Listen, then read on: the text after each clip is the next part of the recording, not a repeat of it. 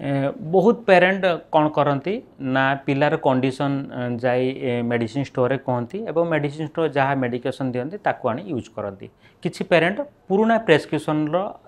Dose को use करती एटा को आम सेल्फ मेडिकेशन बोली कह जाए तार डिमेरिट हूँ प्रथम कथा पिलार कंडीशन जदि न देखिक आप मेडिकेशन यूज कर मेडिकेशन द्वारा हार्मफुल इफेक्ट आसे स्पेशली कफ सिरप आउ आंटीबायोटिक कौन ना आपण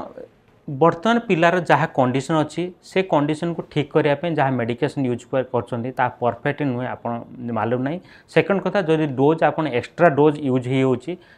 टॉक्सिटी होबार चांस अच्छी जदि अंडर डोज यूज होची ताहले तार कौन काम दबनी बरं परिवर्ते आपण पिलार आंटीबायोटिक रेजिस्टेंस होबार चांस अच्छी तेणु पिलार प्रत्येक टाइम अनुसार पिलार ओजन बढ़ी था एवं प्रत्येक सिचुएशन अनुसार पिलार हेल्थ कंडीशन चेंज हुए तेणु जितेबाला पिला किसी सिक रोचे ताहले नियरेस्ट आप चाइल्ड स्पेशलिस्ट कंसल्ट करूँ एवं देउथिबा मेडिकेशन अनुसार आप मेडिकेशन यूज करूँ। धन्यवाद।